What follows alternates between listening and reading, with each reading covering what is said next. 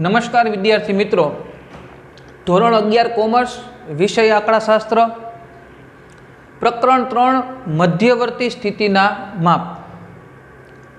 तमने याद हशे के लास्ट लेक्चर में आपणे रीत नंबर 1 एवं हेडिंग आप्युं हतुं अने समांतर मध्यक एना सूत्रों आपणे जोया हता के मध्यक में अवर्गीकृत माहिती होय त्यारे शुं करवुं, वर्गीकृत माहिती होय त्यारे शुं करवुं, वर्गीकृत माहिती में असतत आवृत्ति वितरण होय, सतत आवृत्ति वितरण होय तो एना सूत्रों आपणे बोर्ड पर लखीने कम्प्लीट कर्या हता। तो आ सूत्रोना आधारे आजे आपणे दाखलाओ गणवानी शरूआत करशुं। सौथी पहेला तो हूँ तमने अवर्गीकृत माहिती में मध्यक केवी रीते मेळवाय ए आजे हूँ तमने शीखवाडीश। सौथी पहली रकम आपणे विचारीए के 3, 5, 8, 11 અને 19 आ माहिती माटे मध्यक शोधो। प्रश्न पूछे એટલે પેલા મગજમાં એ લાઈટ થઈ જવી જોઈએ કે માહિતી કઈ છે, કારણ કે સૂત્રો આંકડાશાસ્ત્રમાં સૌથી મહત્વની વસ્તુ સૂત્રો છે। રકમ સમજી લ્યો અને તરત ખબર પડી જવી જોઈએ કે આપણે કયું સૂત્ર વાપરવાનું છે। અહીં તમે જુઓ તો ફક્ત અવલોકનો જ આપેલા છે। મેં તમને લાસ્ટ લેક્ચરમાં નીચે લખી દીધું હતું, યાદ હોય તો, કે અવર્ગીકૃત માહિતી છે એનું એક ઉદાહરણ આપ્યું હતું કે આને અવર્ગીકૃત માહિતી કહેવાય જો આવી રકમ હોય ને તો, કે જ્યાં તમને ફક્ત ને ફક્ત શું આપેલું હશે, અવલોકનો જ આપેલો હશે, સંખ્યા કે આવૃત્તિ તમને ક્યાંય આપેલી હશે નહીં। એટલે અહીં તમે જુઓ તો તમને ફક્ત અવલોકનો જ આપેલા છે, ક્યાંય સંખ્યા કે આવૃત્તિ આપેલી નથી। તો એના ઉપરથી સ્પષ્ટ થાય કે આ માહિતી જે છે એ અવર્ગીકૃત માહિતી છે। અવર્ગીકૃત માહિતી છે તો ગણતરી કરવી પડે કે આપણી પાસે કેટલા અવલોકનો છે। આપણી પાસે 1, 2, 3, 4 અને 5 અવલોકનો છે, એટલે એક વસ્તુ ફાઇનલ થઈ ગઈ કે n બરાબર કેટલા થશે તો કે 5। હવે આપણા મગજમાં ડાયરેક્ટ અવર્ગીકૃત માહિતીનું સૂત્ર આપણા મગજમાં હોવું જોઈએ। અવર્ગીકૃત માહિતી માટે થઈને આપણે આવું સૂત્ર લખ્યું હતું, x બાર બરાબર સિગ્મા xi છેદમાં n। દરેક વસ્તુને આપણે કટકા કરીને સમજી લીધી હતી। આ કોણ છે તો કે સિગ્મા, સિગ્મા એટલે સરવાળો। આ કોણ છે તો કે xi, xi એટલે આપેલા અવલોકનો। આ અવલોકનોનો સરવાળો કરો એને શું કહેવાય તો કે સિગ્મા xi। કરીએ સરવાળો, 3 + 5 + 8 + 11 + 19 ના છેદમાં n એટલે કોણ તો કે અવલોકનોની સંખ્યા। કેટલા અવલોકનો છે 1, 2, 3, 4 અને 5। આપણે અહીં n બરાબર કેટલા લખી નાખ્યા 5। એટલે n ની જગ્યાએ આપણે અહીંયા કિંમત કેટલી મૂકશું 5। સરવાળો કરીએ, 5 ને 3 8, 8 ને 8 16, 16 ને 11 ને 19। આ 10મું ધોરણ નથી। મેં તમને લાસ્ટ લેક્ચરમાં એવું કહેલું કે 11-12 કોમર્સમાં કેલ્ક્યુલેટરની તમને એક્ઝામમાં પણ પરમિશન હોય છે અને ચાલુ લેક્ચરમાં પણ તમે કેલ્ક્યુલેટર વાપરી શકો છો। તો હવે આ તો ઠીક છે કે અત્યારે રકમ સાવ નાની છે કે આપણે હમણાં ફટાફટ સરવાળા કરી નાખીએ, પણ આદત પાડવાની છે કેલ્ક્યુલેટરની, કારણ કે આની ઉપર તમારી સ્પીડ જરૂરી છે એક્ઝામમાં। જો એ સ્પીડ નહીં હોય તો તમે કેલ્ક્યુલેશન કરવામાં નબળા પડશો। આપણે અહીંયા તમારે પણ કેલ્ક્યુલેટર સાથે લઈને સ્ટેટના લેક્ચરમાં બેસવાનું છે। આપણે સરવાળો કરીએ 3 + 5 + 8 + 11 + 19, એટલે આપણો સરવાળો કેટલો આવ્યો 46, 46। અંશનો સરવાળો આપણી પાસે કેટલો આવે છે 46, છેદમાં n ની કિંમત કેટલી છે તો કે 5। હવે 46નો આપણે ભાગાકાર કરવો પડશે કોની સાથે 5 સાથે। કેલ્ક્યુલેટરની છૂટ જ છે। 46 ભાગ્યા 5 બરાબરનું બટન દબાવો એટલે તમારી પાસે x બાર છે એ કેટલો મળશે તો કે 9.2। तो आ तमारो आंसर एटले के तमारो जवाब थाय। तो आ पहेलो दाखलो हतो आपणा माटे अवर्गीकृत माहिती। अवर्गीकृत माहिती एटले एमां आपणने फक्त ने फक्त अवलोकनो ज आपेला होय, संख्या के आवृत्ति कोई जग्याए आपेली होती नथी। फक्त अवलोकनो हता, अवर्गीकृत माहिती हतुं। आपणे मगजमां विचारी लीधुं के अवर्गीकृत माहिती माटेनुं सूत्र शुं, तो के x बार बराबर सिग्मा xi छेदमां n। सिग्मा एटले सरवाळो, xi एटले अवलोकनो, अवलोकनोनो सरवाळो करो अने छेदमां n नी किंमत एटले के अवलोकनोनी संख्या बंनेनो भागाकार करो એટલે તમારી પાસે જવાબ આવી જાય મધ્યક x બાર બરાબર 9.2। જોઈ લ્યો, આ તમારા માટે અવર્ગીકૃત માહિતીનો મધ્યક છે, બરાબર। હવે હું તમને નીચે એક રકમ લખી દઉં છું। આ દાખલો તમારે હોમવર્કમાં ગણવાનો છે। 8, 13, 12, 14 અને 19। હજી એક રકમ એડ કરી દઈએ 11। આનો મધ્યક શોધો। રકમ લખી લેજો 8, 13, 12, 14, 19 અને 11। આ માહિતીનો તમારે મધ્યક હોમવર્કમાં શોધવાનો છે। કેલ્ક્યુલેટરની છૂટ છે એટલે તમે તો મોટી રકમ આપી, તમે નાની રકમનો ઉપયોગ કર્યો, અમને મોટી રકમ આપી એવું બોલવાની જરૂરિયાત નથી। કેલ્ક્યુલેટરની છૂટ છે। અહીંયા કદાચ ગમે એવડી મોટી રકમ હોય તો હવે તમને કાંઈ ફેર પડતો નથી, કારણ કે કેલ્ક્યુલેટર આપણી પાસે છે। રેડી? તો આ પહેલો દાખલો હતો અવર્ગીકૃત માહિતી માટેનો, એનો મધ્યક આપણે શોધ્યો। એક દાખલો આ તમારા માટે છે, આનો મધ્યક છે એ તમારે તમારી રીતે શોધવાનો છે। કઈ મેથડ હતી? અવર્ગીકૃત માહિતી। ખબર કેમ પડે? તો કે ફક્ત અવલોકનો જ આપેલા હોય, કોઈ જગ્યાએ સંખ્યા કે આવૃત્તિ આપણને આપવામાં આવતી નથી। આ મગજમાં રાખવાનું, બરાબર। હવે આપણે આગળ વધીએ તો વર્ગીકૃત માહિતીનો પણ એક દાખલો આપણે આવી રીતે જોઈ શકીએ। જો હું રકમ બનાવું છું કે ભાઈ xi 0, 1, 2, 3, 4 અને 5 એની સંખ્યા એટલે કે આવૃત્તિ fi 3, 4, 3, 18, 12 અને 15 લખી શકીએ। રેડી? હવે આ માહિતી જે છે આનો આપણે મધ્યક શોધવો છે। એક વસ્તુ તો ફાઇનલ છે કે માહિતી છે એ વર્ગીકૃત છે એ પાકું, કારણ કે બે ભાગ પડી ગયા એ માહિતીના। વર્ગીકૃતનું કામ જ શું છે? વર્ગીકરણ કરવું, છૂટું પાડવું, ભાગ પાડવા। એણે બે ભાગ પાડના કારણે એક વસ્તુ ફાઇનલ છે કે માહિતી છે એ કેવી છે? તો કે વર્ગીકૃત માહિતી છે। પણ તમને યાદ હોય તો મેં વર્ગીકૃત માહિતીના બે ભાગ પાડ્યા હતા। જ્યારે મેં તમને અહીંયા સૂત્રો સમજાવ્યા પહેલા લેક્ચરમાં, ત્યારે મેં વર્ગીકૃત માહિતીને બે ભાગમાં વિભાજિત કરી હતી। એક તો અસતત આવૃત્તિ વિતરણ અને બીજો મેં ભાગ કર્યો તો સતત આવૃત્તિ વિતરણ। તો હવે આપણને ખબર કેમ પડે કે અસતત આવૃત્તિ વિતરણ છે કે સતત આવૃત્તિ વિતરણ છે?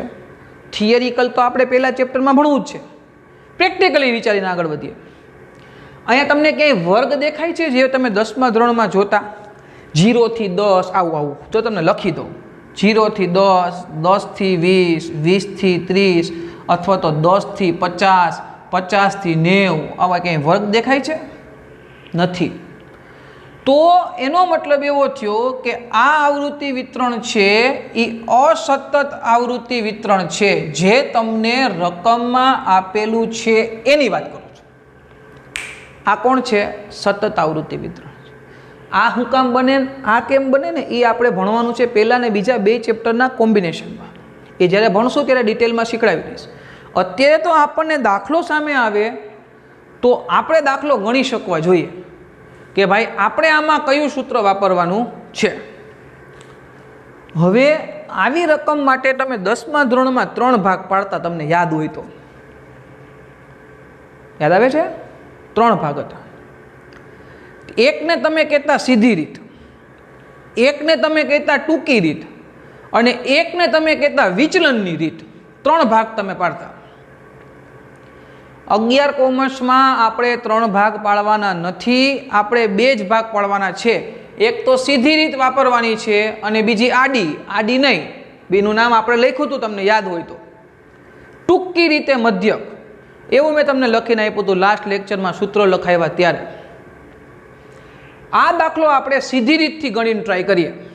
બરાબર, કેલ્ક્યુલેટર છે એ સાથે રાખવાનું છે. કેલ્ક્યુલેટર છે ને એ હવે તમારા માટે લાઈફલાઈન છે 11-12 કોમર્સમાં, કારણ કે કેલ્ક્યુલેટર વગર તમે એક પણ ડગલું આગળ વધી શકશો નહીં. આ જ જે આપણું કોષ્ટક છે એ કોષ્ટકને આપણે લખીએ કોલમ સ્વરૂપે કે ચાલો ભાઈ XI 0, 1, 2, 3, 4 અને 5. આવૃત્તિ એટલે FI 3, 4, 3, 18, 12 અને 15. કઈ રીત વાપરવી છે? તો કે સીધી રીત વાપરવી છે એવું આપણે બોલ્યા. જે બોલીએ ને એનું સૂત્ર આપણા મગજમાં હોવું જોઈએ. હું અહીંયા હેડિંગ આપી દઉં કે અમે ભાઈ અત્યારે ઉપયોગ કરીએ છીએ કોનો? તો કે સીધી રીતનો ઉપયોગ કરીએ છીએ. સીધી રીત માટેનું મધ્યક શોધવા માટેનું સૂત્ર છે σFI/XI/n. તમારા પાઠ્યપુસ્તકના ઉદાહરણોમાં અને અમુક જગ્યાએ નવનીતમાં અહીંયા σFX લખેલું હશે, ત્યાંથી I કાઢી નાખ્યો છે નવા પાઠ્યપુસ્તકમાં. તો એનાથી આપણે કંઈ ચિંતા કરવાની જરૂર નથી. તમે σFX લખો કે σFI/XI લખો, એનાથી એના મૂળભૂત નિયમોમાં કોઈ ફેરફાર થતો નથી. હવે સૂત્રને તોડો. સૂત્ર શું છે? તો કે σFI/XI. સિગ્મા એટલે શું થાય? તો કે સરવાળો. પાકું? એ તો અવર્ગીકૃત માહિતીમાં થતો હતો. FI/XI એટલે શું? તો કે બે ચલ વચ્ચે કાંઈ નિશાની ન હોય તો બે વચ્ચે સંબંધ શેનો લાગે? ગુણાકારનો. સીધી વાત છે ને. તો એનો મતલબ એવો થયો કે આપણે આ FI અને XI બેનો શું કરવો પડશે? ગુણાકાર. અને પછી એનો સિગ્મા. સિગ્મા એટલે શું? તો કે સરવાળો. એટલે પહેલા તો આ બેનો ગુણાકાર કરવો પડશે, એ આપણા માટે જરૂરી વસ્તુ છે. એટલે સૂત્રને તોડો એટલે જવાબ મળે. FI/XI ની હું અહીંયા કોલમ બનાવું છું. અહીંયા તમે XI/FI પણ લખી શકો, FX પણ લખી શકો અને XFA લખી શકો. ગમે એ લખો, એનાથી કંઈ ફેર પડતો નથી. આ યાદ રાખજો. હવે અહીંયા ગુણાકાર કરીએ તો 0 × 3 એટલે શું થઈ જાય? 0. 1 × 4 એટલે શું થઈ જાય? 4. 3 2 શું થાય? 6. 18 તેરી શું થાય? કેલ્ક્યુલેટર નો જોઈએ. 54.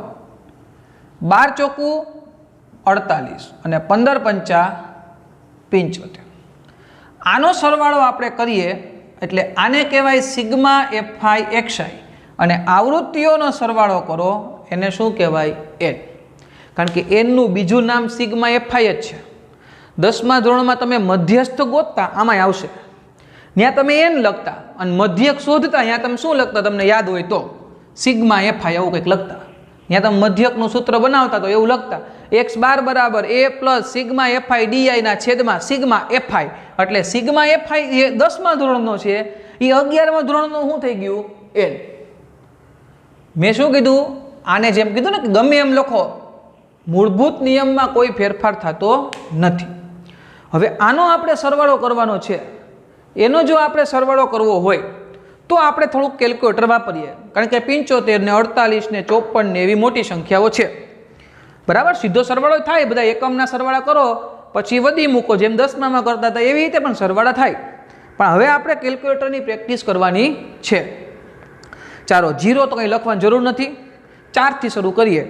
4 + 6 + 54 + 48 + 75 એટલે 187 આવે છે. કોણ? તો કે σFI/XI. આવૃત્તિઓનો આપણે સરવાળો કરશું. બરાબર? તો આવૃત્તિઓનો સરવાળો એટલે શું થશે? n. એ તમારે એકમથી એક સરવાળા કરવા હોય તો થાય 4 ને 3 7 3 10 ને 8 18 18 ને 2 20 ને 5 25 નો પાંચડો, વિદા પડી 2 2 ને 1 3 ને 1 4 ને 1 5. n બરાબર કેટલા? 45. કેલ્ક્યુલેટર પર ચેક કરી શકીએ આપણે. 55 થાય ને? કેલ્ક્યુલેટર પર ચેક કરી લઈએ. 3 ને 4 7 ને 10 ને 8 18 ને 2 20 ને 5 25 નો 5 2 2 ને 1 3 ને 1 4 ને 1 5 એટલે n બરાબર 55 થાય। કેલ્ક્યુલેટર ઉપર ખાસ ચેક કરી લેવાનું, કારણ કે આ આંકડા શાસ્ત્ર છે, આંકડાઓનું શાસ્ત્ર છે, ક્યારે તમને ભૂલ ખવડાવી દે એ નક્કી નહીં। જુઓ આવૃત્તિઓનો સરવાળો n બરાબર આપણી પાસે કેટલો મળી ગયો 55। હવે સિગ્મા FI છે એ આપણને મળ્યા કેટલા તો કે 187। n ની કિંમત આપણી પાસે કેટલી છે 55। 187 નો ભાગાકાર કરવો છે કોના વડે 55 વડે બરાબર। એટલે હું અહીંયા કેલ્ક્યુલેટર ઉપર 187 ભાંગા કેટલું કરું છું 55। એટલે આપણી પાસે મધ્યક x12 નો જવાબ જે આવે છે એ આવે છે કેટલો તો કે 3.4। આ વર્ગીકૃત માહિતીમાં असतत आवृत्ति वितरण माटेनो मध्यक थयो। ज्यारे फक्त अवलोकनो ने आवृत्ति बे ज चल तमने आपेला होय त्यारे एने असतत आवृत्ति वितरणनो मध्यक कहेवाय। एकवार जोई ल्यो व्यवस्थित बराबर, जेथी करीने तमने ख्याल आवी जाय। अवलोकनो ने आवृत्ति आपेला हता, पहेली कोलम बनावी FI एटले के आ बंनेनो गुणाकार, एनो सरवाळो कर्यो एने कीधुं सिग्मा FI। आवृत्तिओनो सरवाळो एने कीधुं n અને સીધી રીત માટે આપણે સૂત્ર મૂકી દીધું x12 બરાબર સિગ્મા FI છેદમાં n। 1 મિનિટ માટે ખાલી જોઈ જાઓ બરાબર કે આપણને બધી વસ્તુનો કોન્સેપ્ટ વ્યવસ્થિત ક્લિયર થઈ જાય છે કે નહીં એ જોવું આપણા માટે જરૂરી છે બરાબર। હવે આ જ દાખલો જો આપણે સીધી રીતે ન ગણવો હોય અને આપણે ટૂંકી રીતે ગણવો હોય તોય દાખલો ગણી શકાય। તો આપણો પ્રશ્ન એ હોય કે કેવી રીતે ટ્રાય કરીએ, આપણાથી ગણાય છે કે નહીં। આને આપણે આ કોલમને સાઈડ પર રાખી દઈએ। કઈ રીતથી ગણવો છે એ મહત્વની વસ્તુ છે। રકમ આ જ રાખું છું, રકમમાં કોઈ ફેરફાર કરવી નથી। આપણી પાસે टूंकी रीत माटेनु सूत्र हतुं के x12 बराबर a plus sigma FI DI छेदमा n गुणिया c। c ने आपणे कीधुं हतुं के क्रमिक तफावत छे ए आपणे विचारवानुं छे के आपणे कोईपण संख्या धारीए छीए त्यांथी शरूआत करशुं। हवे FI DI छे तो FI तो छे तो गोतवुं शुं पड़शे DI। DI बराबर शू थाय तो के xi माइनस a। a एटले शू थाय तो के a पण आपणे लखेलुं छे के a बराबर शू थाय तो के धारेलो मध्यक। धारेल मध्यक एटले मानी लो के हूँ 2 ने धारूं छुं तो 2 आपणा माटे शू कहेवाय a। हवे तमारो प्रश्न ए छे के तमे 2 ज कां धार्या, 3 केम नो धार्या, 4 केम नो धार्या, 1 केम नो धार्यो। तमे गमे ते संख्या धारो, धारवाथी जवाबमां क्यारे कोई प्रकारनो फेर पड़तो नथी। आ वस्तु मगजमां फिट करीने राखजो। हवे DI बराबर xi माइनस a आ कोण छे xi अने a आपणा माटे कोण छे तो के 2। हवे xi माइनस a एटले आ xi मांथी a बाद करता जवाना छे। 0 मांथी 2 बाद करो तो 2 वधे के नहीं?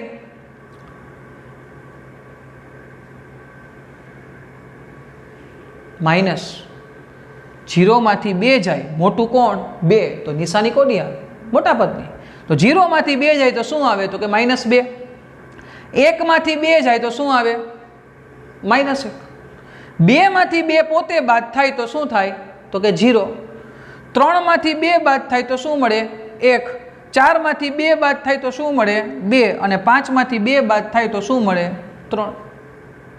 याद आवे छे? आ बधुं 10મા ધોરણમાં ભણી ગયા છો ટૂંકી રીત। હવે DI મળી ગયા ને FI મળી ગયા, કોઈની રાહ જોવાની જરૂરિયાત નથી। સીધી કોલમ કઈ બનાવવાની રહેશે FI DI। આ FI છે ને આ DI છે। 3 2 6 plus minus minus 4 1 4 plus minus minus 3 ગુણ્યા 0 એટલે 0। 18 1 18 12 2 24 અને 15 તેરી 45। હવે અહીંથી થોડીક નિરાત રાખવી, કારણ કે આ તમને ભૂલ ખવડાવવામાં સૌથી મોટો ભાગ ભજવે। અહીંયા તમારે સિગ્મા એટલે કે સરવાળો કરવો છે કોનો, તો કે સિગ્મા એફઆઈ ડીઆઈનો સરવાળો કરવો છે. હવે સરવાળા તો થાય જો બધાય ચલ એક સરખા હોય તો. અહીંયા તો આ બે માઇનસમાં આટા મારે છે અને આ ત્રણેય પ્લસમાં આટા મારે છે, તો એનો કંઈ મેળ બેસે એમ છે નહીં. તો શું કરવું, છૂટા પાડી નાખો. પહેલાં માઇનસના સરવાળા કરી નાખો અને પ્લસના સરવાળા કરી નાખો. બેના અલગ અલગ સરવાળા કરો એટલે એ બે તમને જવાબ આપશે. હવે વિચારો તો શું થાય, તો કે 6 ને 4 10, આ સહેલું છે એ કરી નાખીએ, બાકીનું કેલ્ક્યુલેટર ઉપર કરશું. 8 ને 4 12 ને 5 17 નો સાતડો, વિદા પડી 1 2 ને 1 3 ને 1 4 ને 4 કેટલા થયા 8. 87 છે એ પ્લસ આવ્યા અને 10 છે એ કેવા આવ્યા માઇનસ. બરાબર. 8 ને 4 12 ને 5 17 નો સાતડો, વિદા પડી 1 1 ને 1 2 2 ને 2 4 4 ને 4 કેટલા થાય 8. ચેક કરતું જ રહેવાનું, જરાય ઓવર કોન્ફિડન્સ નહીં રાખવાનો. હું એમ કહું હું 17 વર્ષથી ભણાવું છું એટલે મારી ભૂલ ન થાય, એવું ન બને. આંકડા શાસ્ત્ર છે, આંકડાઓનું શાસ્ત્ર છે. સાદુરૂપ આપવામાં માઇનસ પ્લસમાં આપણે જ્યારે સરવાળો કે બાદબાકી કરીએ તો 2 વખત ચેક કરવું, બાકી કેલ્ક્યુલેટર તો આપણી પાસે છે જ. હવે માઇનસ પ્લસ માઇનસ 87 માંથી 10 જાય તો 77 મળે કે નહીં? 77 મળે. હવે નિશાની મૂકવાની વાત આવી. 87 છે એ પ્લસ છે, મોટું પદ છે, અહીંયા પ્લસ લખવાની જરૂર નથી. પ્લસને ખબર જ હોય કે હું પ્લસ છું, પણ આપણે આપણી સમજવાની મેથડ માટે થઈને લખીએ છીએ. તો ઓછે વત્તે ઓછા 87 માંથી 10 ગયા તો 77 વધ્યા. આને શું કહેવાય, તો કે સિગ્મા એફઆઈ ડીઆઈ.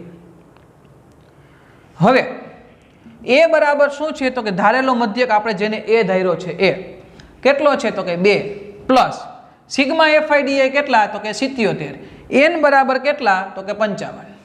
સી બરાબર કેટલા, તો કે 1. કાં તો કે આપણે કોઈને ભાંગ્યા નથી. જો ભાંગો કે કોમન કાઢો તો ત્યાં કંઈક મૂકવું પડે, પણ અહીંયા તો આપણે કોઈને નથી ભાંગ્યા કે નથી તો કંઈ કોમન કાઢ્યું, એટલે કાંઈ ન હોય તો સીની જગ્યાએ આપણે કેટલા મૂકી શકીએ 1.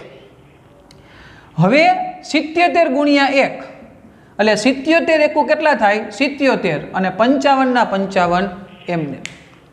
હવે અહીંયા આપણે જરાય ઓવર કોન્ફિડન્સ રાખ્યા વગર કેલ્ક્યુલેટરનો ઉપયોગ કરી લેવાનો. 77 ભાંગ્યા 55 1.4. હવે અહીંયા 2 પ્લસ 1.4 એટલે 3.4. આ આપણો મધ્યક x બાર. વિડીયોમાં બેકમાં જઈને જોઈ લેજો. સીધી રીતે દાખલો ગણ્યો ને ત્યારે પણ મધ્યકનો જવાબ x બાર બરાબર 3.4 જ આવ્યો હતો, અને ટૂંકી રીતથી દાખલો ગણ્યો ને એમાં પણ x બારની કિંમત 3.4 જ આવી. આનો મતલબ એવો થયો કે સીધી રીતથી દાખલો ગણો કે ટૂંકી રીતથી દાખલો ગણો, દાખલાના જવાબમાં કોઈ પ્રકારનો ફેર થાય નહીં. જોઈ લ્યો એકવાર ટૂંકી રીતનો દાખલો. સૌથી પહેલી ડીઆઈની કોલમ બનાવી, xi માઇનસ એ. એ આપણે xiની કોલમમાં અવલોકનમાં ધારવું પડે, ગમે ત્યાં એ ધારી શકો. પછી xiની કોલમમાંથી તમે જે એ ધારેલો છે એને બાદ કરતા જાઓ એટલે ડીઆઈની કોલમ બને. પછી બેયનો ગુણાકાર કરો એટલે એફઆઈ ડીઆઈની કોલમ બને. એક વખત વ્યવસ્થિત નિરખીને જોઈ લ્યો. સીધી રીત અને ટૂંકી રીત બંનેમાં દાખલાનો જવાબ છે એ કેવો આવે છે, સેમ જ આવે છે. એમાં કોઈ પ્રકારનો ફેરફાર છે નહીં. રેડી? તો આજે આપણે એક દાખલો અવર્ગીકૃત માહિતીનો જોયો અને એક દાખલો વર્ગીકૃત માહિતીમાં અસતત આવૃત્તિ વિતરણમાં જોયો. અસતત આવૃત્તિ વિતરણમાં આપણે બે રીતથી દાખલો ગણ્યો, સીધી રીતથી પણ ગણ્યો અને ટૂંકી રીતથી પણ ગણી લીધો. હવે પછીના લેક્ચરમાં આપણે સતત આવૃત્તિ વિતરણની રીતથી દાખલો કેવી રીતે ગણાય, બરાબર, એનો આપણે અભ્યાસ કરીશું.